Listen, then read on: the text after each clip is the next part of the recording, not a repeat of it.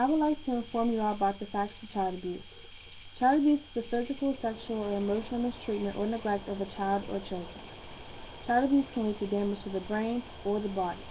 Many children get battered child syndrome from it, or some even die. 4 children die every day due to child abuse. Most of those children haven't even reached the age of 4. Child abuse is reported every 10 seconds, and there's approximately 3 million reports per year. A case of child abuse that led to death was one day in Chicago, a little boy named Christopher Valdez, 3 or 4-year-old boy. He was getting ready for his birthday party. He was very excited, and also was his grandfather. While his grandfather was at work, he got a call from his son telling him to return home. When he got there, the police had told them that Chris was beaten and his body was found in a comforter. An autopsy determined that Chris died of multiple blunt force injuries from child abuse. His mother and her boyfriend were in for questioning. The mother said she never did anything, but the police had investigated that she helped her boyfriend beat her son to death, and they were charged with first-degree murder, and now serve in trial in prison. I myself experienced a case of child abuse. On Thursday, September 20th, 2012, my dad was texting my mom threatening her, saying he was going to do lots of crazy things to her, like kill her and everything else. I didn't like that, and it made me cry because she cried about it. I texted my dad and asked him to stop doing that, and everything I had to say in those text messages, he didn't like what I had to say. So around 12:15 a.m., Friday, September 21st, 2012, I was laying in bed ready to go to school in the morning, when I heard banging on the door. I immediately heard my dad start cursing at my mom, and I didn't like that at all, and I was scared that he was going to hurt my mom and the unborn sibling that's in her stomach. I grabbed my glasses and I flew on the steps. Me and him began to argue through the glass door, and he was cussing at me and saying he didn't care about me anymore, and that's whenever he broke one of the windows in the door.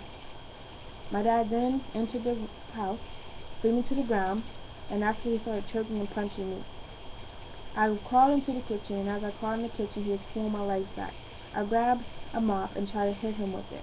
He grabbed it off me and hit me with it. My mom tried her hardest to get him off me, but she didn't want to harm the baby inside of her, which I understand, and that's why I came under steps to protect her anyway. And then he threw me into the dining room, and that's where he began to kick me while he punched and choked me. He gave me one last punch, ran to the door, a guy came, and they ran off together. The police then came, so some of my family members, and they tried to fix the door. I had to write a statement about my dad, about what happened. I ended up going to the hospital. They took pictures of my wounds and my x-rays of my nose, because my nose felt like it was broken. Good thing it wasn't. I left the hospital about 3:30 a.m. I had a busted lip, my nose was swollen, I just ached everywhere. My teeth felt like they was going to come out because he had punched me so hard. And I went home, we got about 5 hours of sleep, we woke up, went to the courthouse. I got a PSA on my father, and there's finally a warrant out for his arrest after 3 weeks. How do I feel about that? I just felt scared. I felt scared to leave my mom home alone. I still do. I'm still scared to be home by myself. When I hear banging on the door, I think it's him, and I think he's going to come back and do something to my mom if he didn't get to that night. I pray every night that he'll never come back. He won't harm me, my mom, or anybody else in my family.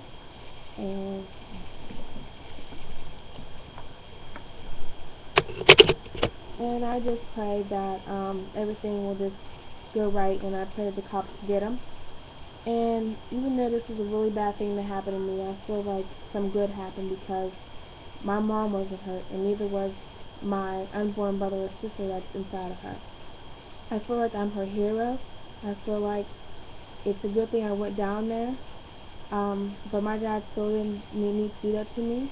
I knew he was drunk too because I could smell on his breath, and I'm just hoping and praying that the cops will get him, and when he goes back to prison, he'll realize what he's doing is not a good thing, and he needs to be a good father to me and respect my mom, and just be a good man again like I thought he was when I was little. I hope that my experience with child abuse and Chris's experience will really inspire you to be against child abuse. If you see that a child is being abused, call the police, tell somebody that this is happening. Don't just stand there and watch it happen. If you have children or you're going to have children, don't abuse your child. Just be a good parent, and again, if you see it happening, say something. Speak up. Don't be scared, and just let somebody know this person's being child abuse. I'm glad that you took the time to listen to this, and I appreciate it. Thank you.